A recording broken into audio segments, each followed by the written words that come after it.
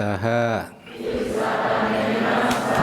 panca silang damang yacami anugahang katwa silang teta me bante dutiyampi ahang bante ti saranena saha panca silang damang yacami anugahang katwa silang teta me bante tatiyampi ahang bante ti saranena saha panca silang damang yacami anugahang katwa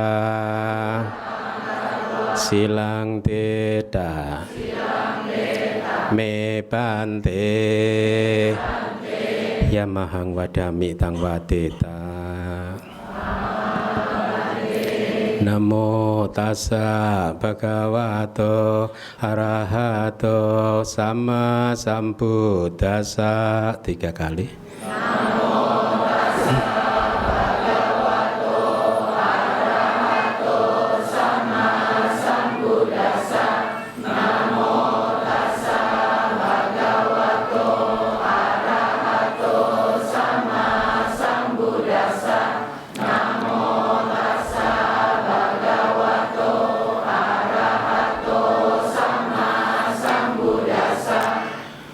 Buddhang saranang gacchami, dhammang saranang gacchami, sangghang saranang gacchami.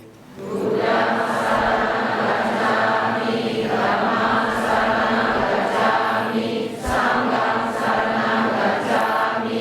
Dutiyampi buddhang saranang gacchami, dutiyampi dhammang saranang gacchami, dutiyampi sangghang saranang gacchami.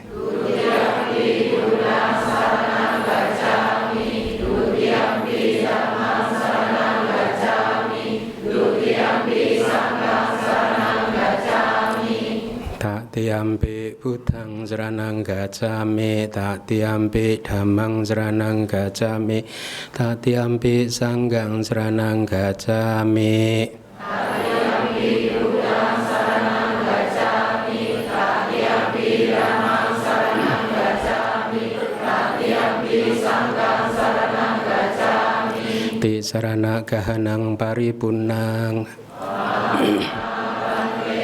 panati pata wera manisika padang samadhiyami. Panati pata wera manisika padang samadhiyami. Adina dana wera manisika padang samadhiyami.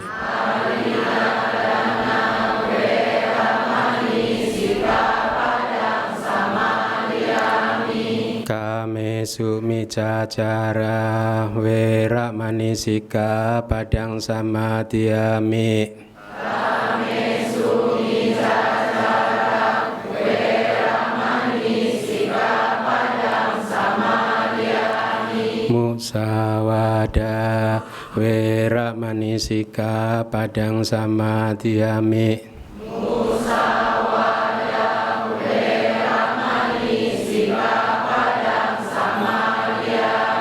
Surameraya maja pamadadana wera manisika padang samadhiyami. Surameraya maja pamadadana wera manisika padang samadhiyami. Idang me punyang asawakaya wahang hotu idang me silang nibbana sa pacayo Hotu Ti sarana saha Pancasila damang sadukang katwa pamadena sampateda.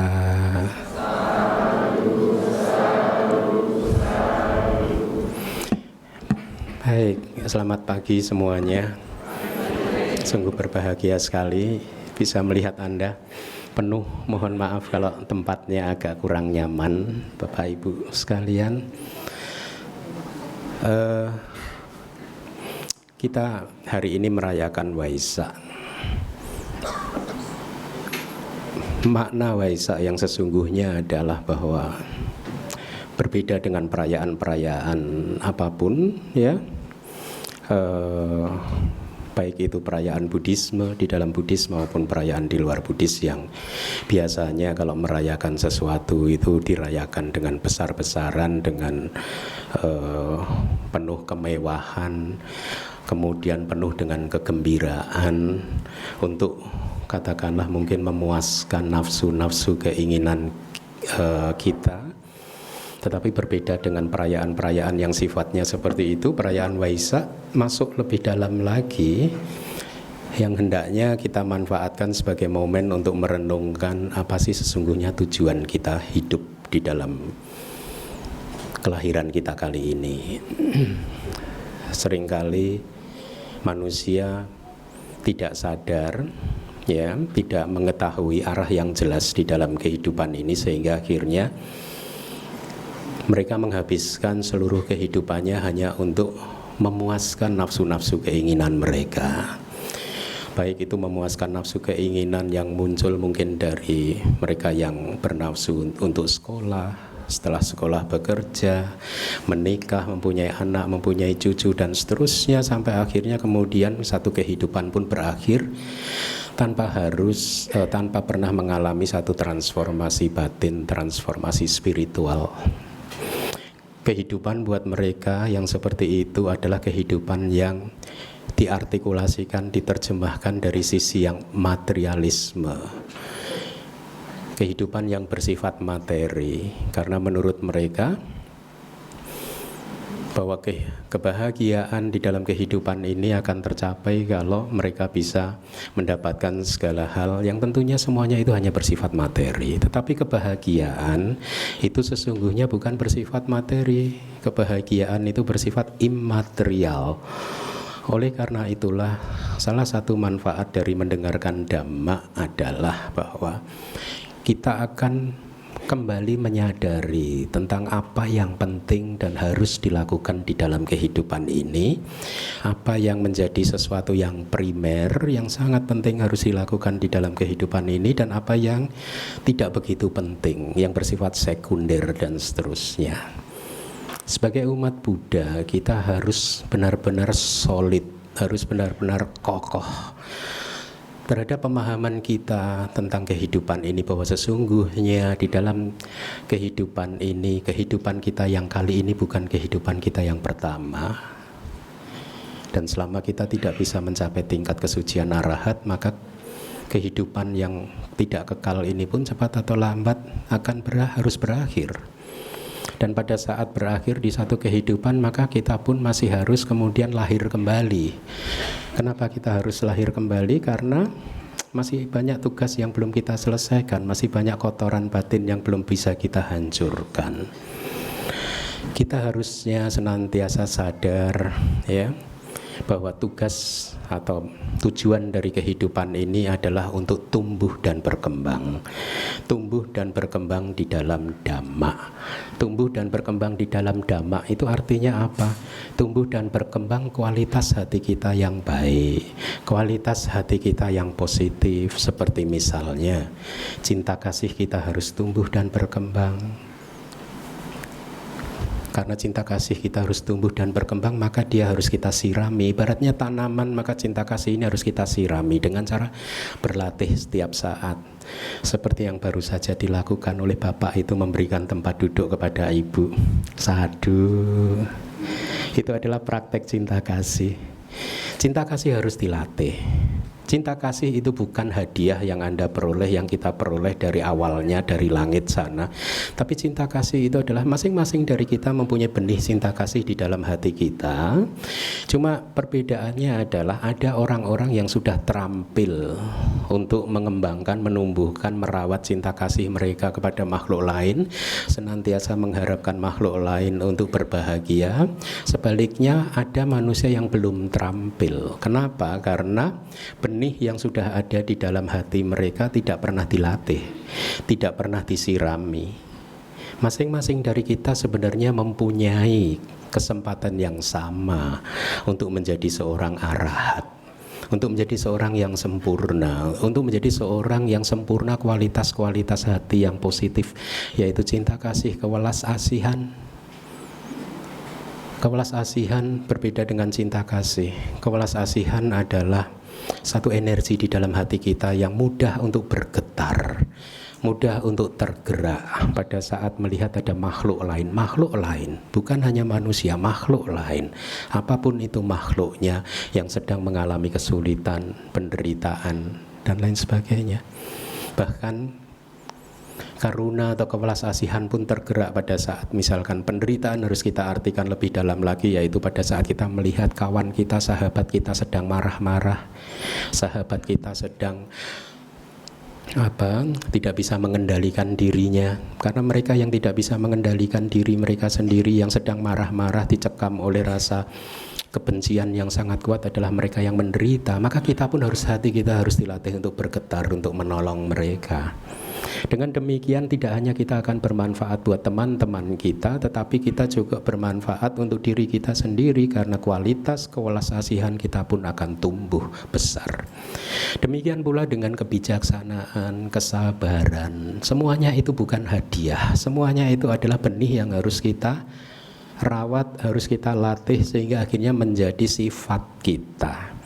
Dan inilah yang menarik dari Buddhism, dan inilah juga mengapa yang ingin saya sampaikan kepada Anda pada saat kita merayakan perayaan Waisak ini. Sebenarnya apa makna yang paling penting dari perayaan Waisak? Apakah makna itu adalah satu perayaan, oh Buddha sudah lahir, sudah mencapai penerangan sempurna, maka kita harus merayakan besar-besaran, untung ada Buddha, dan kemudian kita melupakan ajaran Buddha? Kemudian kita sendiri tidak melatih apa yang diajarkan oleh Buddha? Tidak. Makna sesungguhnya dari perayaan Waisak adalah membawa kita untuk kembali ingat betapa bersyukurnya bahwa 2600 tahun yang lalu ada seorang manusia yang kembali menemukan jalan mulia berunsur 8. Kembali menemukan jalan mulia berunsur 8. Artinya apa?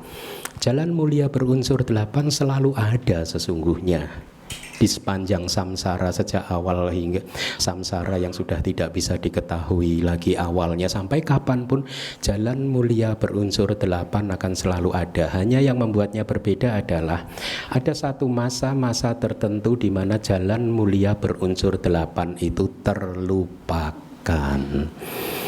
Ada satu masa-masa, baik itu di masa lalu ataupun di masa depan, di mana tidak ada satu makhluk pun yang berlatih jalan mulia berunsur 8. Dan Buddha mengatakan, selama tidak ada jalan mulia berunsur 8, maka pembebasan dari samsara tidak bisa mungkin terjadi. Kalau kita ingin membebaskan dari lingkaran tumimba lahir, dari samsara, maka tidak ada jalan yang lain selain kita harus berjalan di atas jalan mulia berunsur 8. Di dalam salah satu sutta, Buddha menceritakan pengalaman kehidupannya kira-kira seperti ini.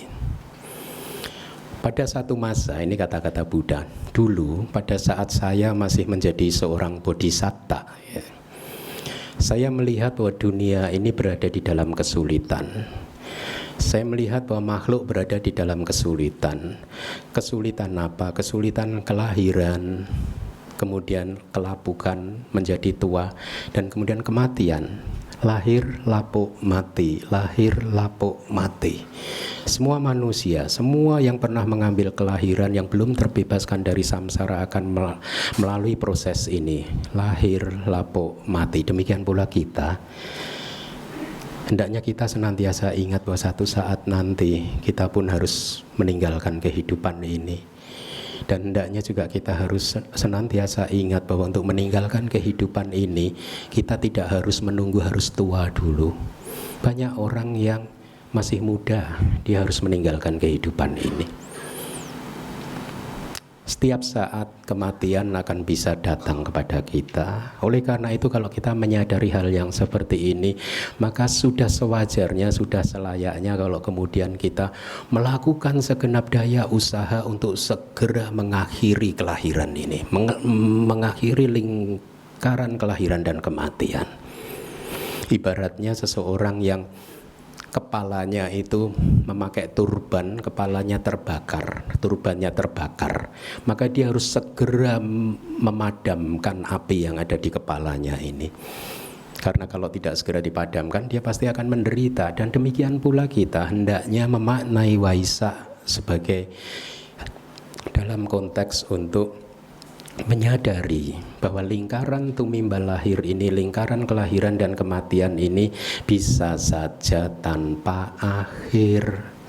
Oleh karena itu yang disampaikan oleh Buddha di Nagara Sutta yang tadi sempat sudah saya quote adalah, saya melihat semua makhluk berada di dalam kesulitan, kelahiran, kelapukan dan juga kematian. Mereka tidak tahu jalan untuk keluar dari kelahiran dan kematian. Mereka tidak tahu jalan untuk keluar dari penderitaan. Kemudian Buddha berkata, perjalanan spiritual beliau ibaratkan seperti ibaratnya seseorang yang sedang berjalan di dalam satu hutan yang lebat. Pada saat dia sudah masuk di dalam hutan yang lebat, kemudian dia menemukan ada jalan kuno yang tertutup oleh semak belukar. Jalan kuno yang tidak diketahui oleh manusia-manusia sebelumnya yang melewati hutan tersebut.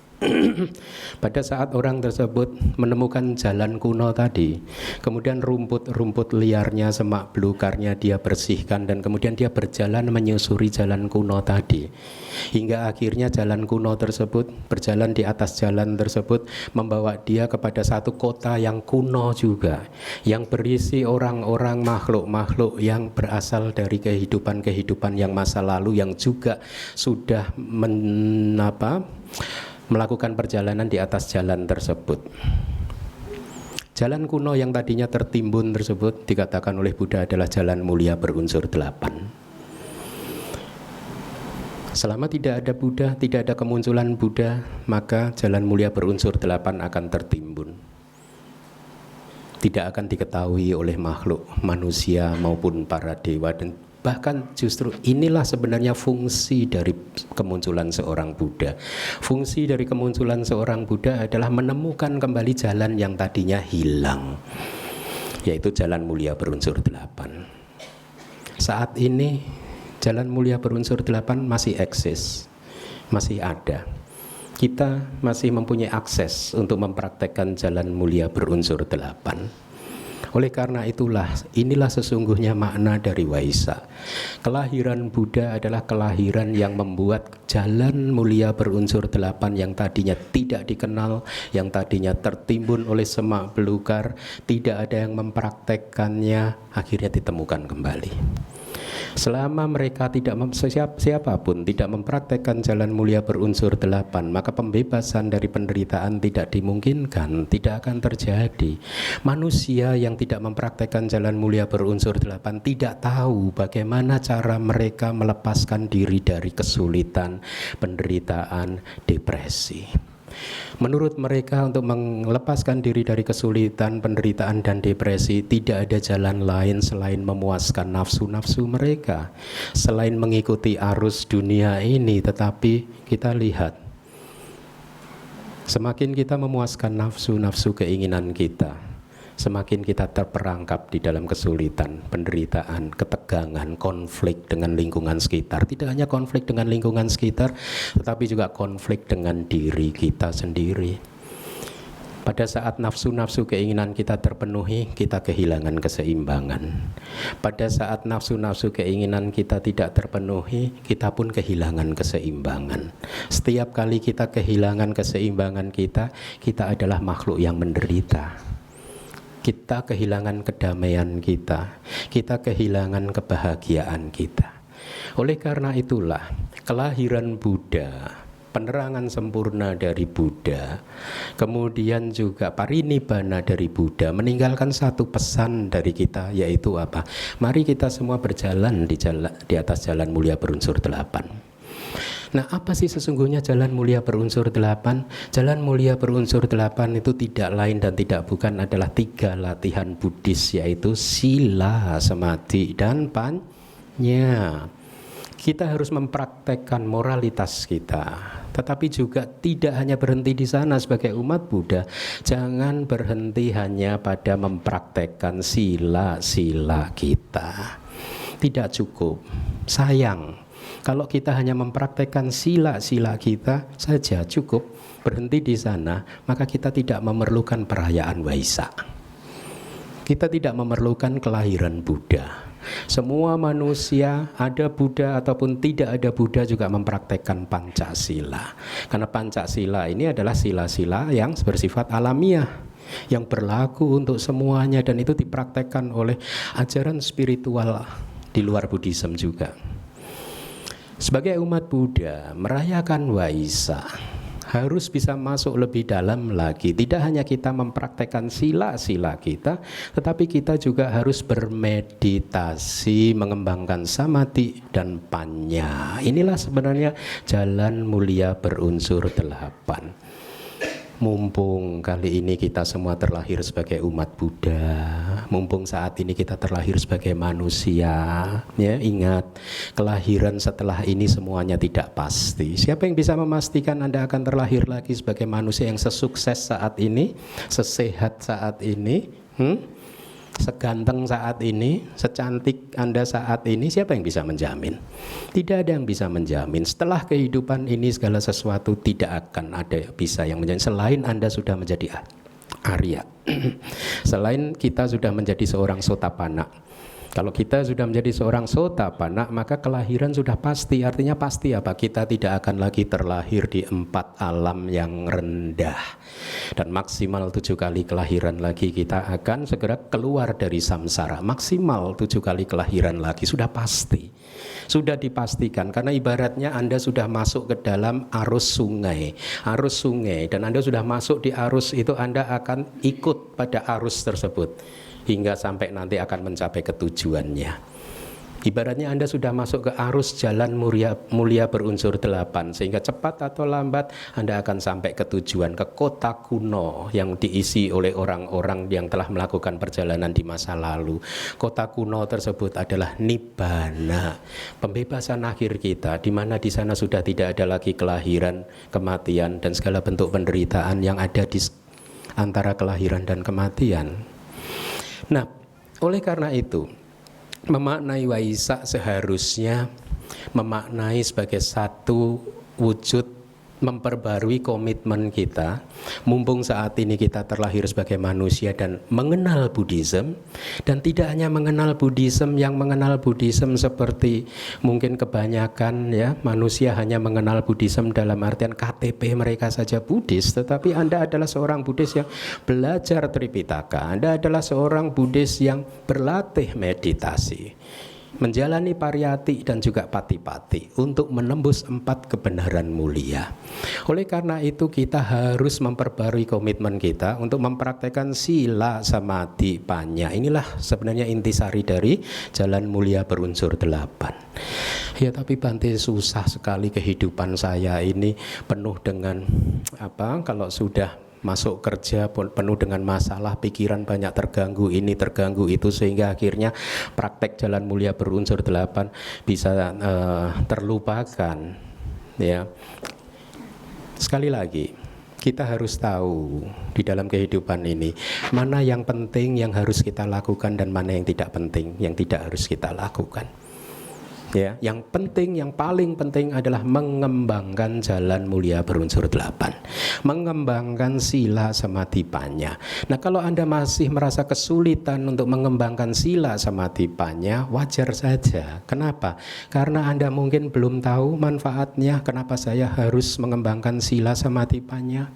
Seperti halnya seseorang yang dianjurkan oleh dokter, kamu harus berolahraga terus. Karena kalau dia mempunyai kebiasaan sejak kecil tidak suka berolahraga, meskipun semua orang itu mendorong dia untuk berolahraga, tetap saja dia tidak akan menjalaninya. Kenapa? Karena dia belum melihat alasan penting kenapa saya harus berolahraga.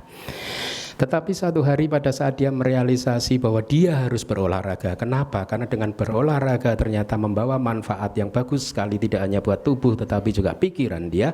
Maka pada saat itulah dia akan disiplin untuk berolahraga. Jadi poinnya adalah di dalam melakukan sesuatu kita harus tahu alasannya. Kenapa saya harus melakukan sesuatu ini? Sama di dalam mempraktekkan mengembangkan jalan mulia berunsur 8, kita juga harus tahu alasannya kenapa saya harus mempraktekkan jalan mulia berunsur 8. Nah, saya akan sampaikan kepada Anda semua, dengarkanlah dengan penuh perhatian dan penuh kewaspadaan. Kenapa kita semua harus mempraktekkan jalan mulia berunsur 8? Apa alasannya? Sehingga akhirnya kita mau tidak mau mendisiplinkan diri sendiri untuk mengembangkan, menumbuh suburkan semua faktor di dalam jalan mulia tersebut. Di dalam salah satu sutta Buddha berkata, ibaratnya matahari kalau terbit itu, pertama terbit, ibaratnya mentari yang merekah di ufuk timur, kira-kira seperti itu ya.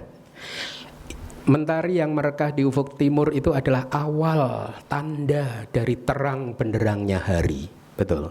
Ya, pada saat mentari merekah di ufuk timur, maka terang benderang hari akan hanya masalah waktu saja. Cepat atau lambat hari akan menjadi terang benderang.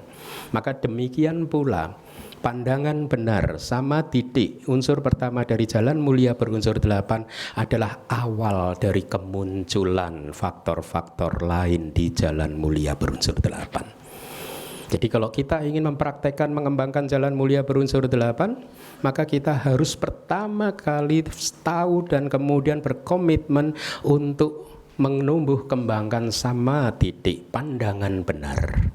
Tetapi di sutta yang lain Buddha berkata juga bagaimana caranya kita mengembangkan pandangan benar, mengembangkan sama titik. Ada dua hal yang bisa kita lakukan supaya pandangan benar kita akhirnya bisa kita tumbuh kembangkan secara spontan seperti seseorang yang tadi sudah tahu sadar manfaat dari olahraga dan dia tanpa disuruh akhirnya disiplin untuk berolahraga setiap hari. Untuk menumbuhkan sama titik pandangan benar ada dua poin. Yang pertama adalah paratogosa. Paratogosa itu suara orang lain artinya. Kita harus mendengarkan suara orang lain. Artinya apa? Kita harus sering mendengarkan Dhammatalk. Kita harus sering mendengarkan ceramah-ceramah tentang Tripitaka. Tentang Tipitaka, bukan tentang sesuatu yang di luar Tipitaka. Tentang Tipitaka.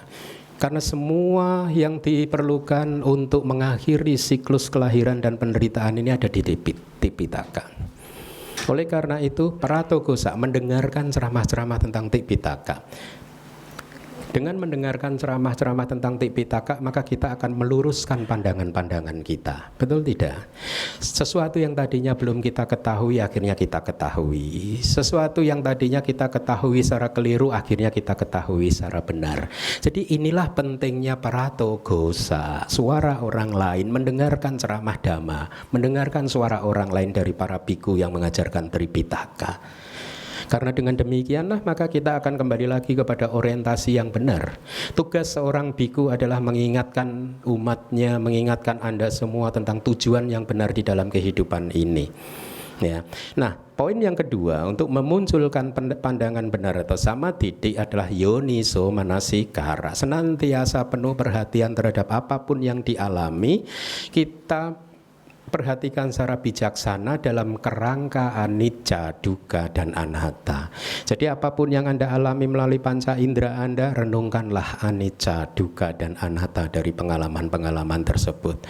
Apapun yang sedang muncul di dalam hati Anda, emosi Anda, cinta kasih Anda, belas kasih Anda, kebijaksanaan Anda, renungkanlah dalam kerangka anicca, dukkha, dan anatta. Dengan terus-menerus merenungkan yoniso manasikara seperti ini, maka faktor pertama ibaratnya mentari di ufuk timur mulai merekah, yaitu pandangan benar. Nah, pandangan benar mempunyai dua cabang juga, yaitu pandangan benar duniawi dan pandangan benar adi duniawi. Pandangan benar duniawi adalah pandangan benar yang dilakukan oleh makhluk-makhluk duniawi yang belum merealisasi 4 kebenaran mulia, yang belum mengalami pencerahan. Sebaliknya, pandangan benar adi duniawi adalah pandangan benar yang dimiliki oleh makhluk yang sudah tercerahkan. Jadi, sekarang rutenya Anda bayangkan, ibaratnya jalan mulia berunsur 8 itu ada 8 titik, 8 halte. Halte yang pertama yaitu sama titik pandangan benar bercabang 2. Perjalanan kita dimulai dari pandangan benar duniawi. Kenapa? Karena pandangan benar duniawi, karena kita masih menjadi makhluk yang duniawi, belum mencapai pencerahan. Ya, jadi pandangan benar duniawi ini akhirnya menjadi alasan kita yang sangat kuat untuk mengembangkan faktor-faktor yang lain. Nah, sekarang apa yang dimaksud pandangan benar duniawi? Yang dimaksud pandangan benar duniawi adalah pandangan yang benar tentang hukum karma. Apa itu pandangan benar tentang hukum karma? Secara singkat, karena waktunya terbatas, pandangan benar tentang hukum karma itu bisa disimpulkan secara singkat bahwa Anda pantas untuk mendapatkan apa yang Anda alami. Itulah hukum karma. Pengalaman apapun yang Anda alami, maka yakinkan, ingatkan diri Anda bahwa Anda pantas untuk menerimanya. Kalau Anda sudah mengembangkan kebijaksanaan seperti ini bahwa kita pantas untuk menerima pengalaman apapun itu yang datang kepada kita, maka kita akan kemudian mengembangkan kedamaian dengan lingkungan sekitar. Kita tidak menyalah-nyalahkan orang lain lagi atas kesulitan penderitaan yang kita alami. Kenapa? Karena kita tahu bahwa apapun yang saya alami ini semua adalah buah dari perbuatan saya sendiri. Nah, kalau pandangan Anda tentang hukum karma ini sudah kuat, apa yang terjadi? Hukum karma mengajarkan kepada kita perbuatan baik akan berdampak pada kebahagiaan, perbuatan buruk, perbuatan tidak baik akan berdampak pada kesulitan, penderitaan, depresi, dan lain sebagainya. Ajaran sederhana dari hukum karma ini akhirnya membuat kita sadar, karena saya tidak ingin menderita, maka saya tidak ingin melakukan karma buruk. Ini adalah alasannya. Jadi pandangan benar menjadi alasan kita untuk memunculkan faktor-faktor yang lain. Faktor yang lain setelah pandangan benar apa? Pikiran benar. Pikiran benar itu adalah pikiran, ada 3, nekkhamma sangkappa. Nekkhamma sangkappa itu adalah pikiran untuk meninggalkan kelekatan kita kepada keduniawian ini. Kita mulai melepaskan diri dari, tidak melepaskan diri dalam artian meninggalkan kehidupan duniawi, tetapi melepaskan genggaman kita kepada dunia ini. Kita tetap bekerja sebagai profesional di kantor Anda tetap mengelola bisnis Anda, ya, bekerja keras, tetapi Anda tahu bahwa tugas Anda hanya bekerja keras. Hasil dari pekerjaan keras Anda itu adalah sesuatu yang di luar wilayah Anda. Sehingga apapun hasil dari pekerjaan yang Anda lakukan, Anda pun bisa menerimanya. Kenapa? Karena saya tahu bahwa hasil apapun yang datang dalam kehidupan saya pantas untuk menerimanya. Sehingga kita tidak lagi mencari-cari kesalahan, menyalah-nyalahkan orang lain terhadap apapun yang kita capai. Kalau kita sukses, kita bersyukur. Kalau tidak sukses, kita pun juga bersyukur. Tidak ada konflik dengan orang lain, tidak ada pertentangan dengan orang lain, tidak ada kemarahan, teriak-teriak, demo-demo, kenapa saya nggak sukses, kenapa saya nggak sukses. Enggak, karena kita tahu bahwa apapun yang kita alami itu adalah buah dari perbuatan kita sendiri, dan kita tidak ingin melakukan karma buruk terhadap buah karma buruk yang sedang kita terima. Itulah pandangan benar. Akhirnya membuat pikiran kita juga benar. Pikiran benar yang kedua adalah pikiran yang tidak jauh, atau pikiran yang tidak abhyapada. non ill will, tidak jahat, pikiran yang penuh dengan cinta kasih. Ya, kenapa? Karena saya tahu kalau saya berpikiran jahat terhadap makhluk lain, maka saya nanti akan menderita. Pandangan benar mengajarkan pada saya, karma buruk akan membuat saya menderita. Oleh karena itu saya akan menjaga pikiran saya, menjauhkan pikiran saya dari segala pikiran yang buruk. Kemudian pikiran benar yang ketiga apa? Wihimsa, pikiran benar tentang tanpa kekejaman, benar. Tidak sadis. Kalau ada orang yang salah ya kita maafkan. Jangan terus dihukum berlebihan, ya. Kita menjaga hati kita supaya penuh kewelas asihan. Kita maafkan. Jadi menjauhkan diri dari kekejaman. Oleh karena itu, karena pandangan benar akhirnya pikiran benar muncul. Betul tidak? Tugas Anda hanya mengokohkan pandangan benar Anda bahwa hukum karma bekerja. Kalau Anda sudah kokoh di dalam pemahaman tentang hukum karma, maka pikiran benar akan secara alamiah akan kuat, akan muncul, tumbuh dan berkembang. Saya akan menjaga pikiran saya untuk tetap positif. Dari pikiran benar, akhirnya muncul ucapan yang benar, yaitu faktor yang ketiga. Apa itu ucapan yang benar? Ucapan yang menjauhi dari kebohongan, hanya berkata-kata tentang sesuatu yang benar saja, tidak berbohong, tidak marah-marah, ya, tidak mengucapkan kata-kata yang membuat telinga orang sakit, kemudian tidak memfitnah, tidak omong kosong. Kita menjaga ucapan kita. Kenapa?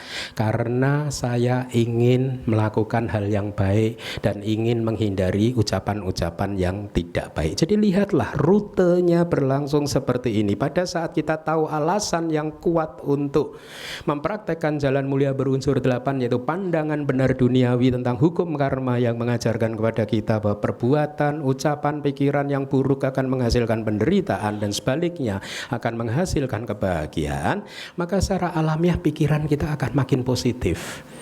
Kita akan mulai menghargai kualitas-kualitas hati yang positif. Kita akan mulai bisa menjauhkan diri dari hal-hal yang negatif. Dari ucapan benar pun kemudian muncul apa? Perbuatan yang benar.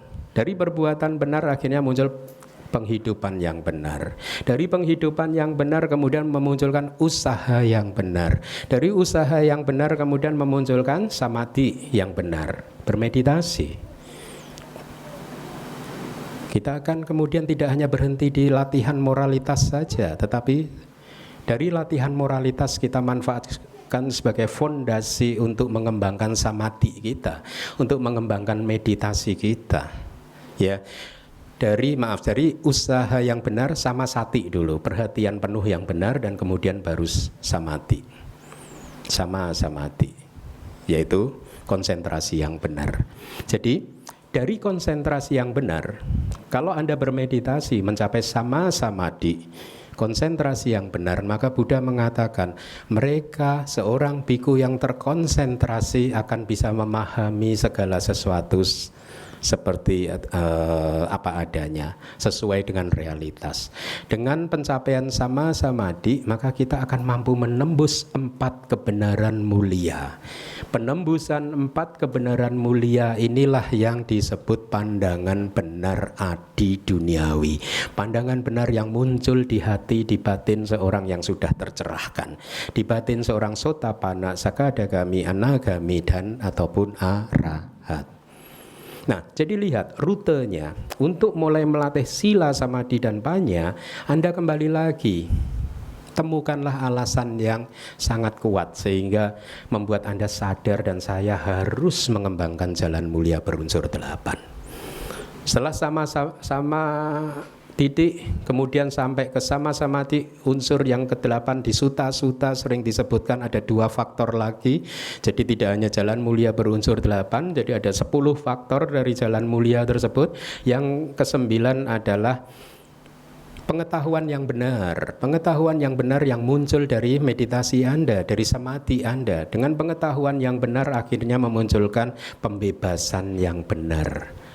Jadi ini tidak lain dan tidak bukan adalah sama titik bercabang menjadi dua, duniawi dan adi duniawi. Kemudian muncul jalan mulia berunsur 8. Semua faktor, pada saat faktor yang terakhir itu sudah Anda capai juga, akan membawa Anda merealisasi sama titik pandangan benar yang adi duniawi, yaitu menembus 4 kebenaran mulia.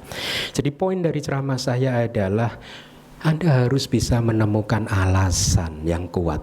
Kenapa saya harus mempraktekkan sila samadhi-panya? Kenapa saya harus mempraktekkan jalan mulia berunsur 8? Saya ingin mempraktekkan jalan mulia berunsur 8 karena saya ingin bahagia. Inilah hukum karma. Karena saya ingin bahagia, maka saya akan menjaga pikiran saya. Karena saya ingin bahagia, maka saya harus menjaga ucapan-ucapan saya. Saya harus menjaga perbuatan-perbuatan saya. Dan tidak hanya berhenti di menjaga pikiran, ucapan, dan perbuatan, saya harus bermeditasi untuk menghancurkan semua kecenderungan-kecenderungan negatif yang bisa memunculkan perilaku yang tidak baik, ucapan yang tidak baik, pikiran yang tidak baik. Saya harus bermeditasi untuk menembus 4 kebenaran mulia sehingga akhirnya saya bisa mengakhiri siklus kelahiran dan kematian. Dengan demikian, saya akan menjadi seperti Buddha. Artinya katang karaniang dan what should be done. Seorang arahat adalah seorang yang sudah tidak harus melakukan apapun lagi. Tugas mereka sudah selesai.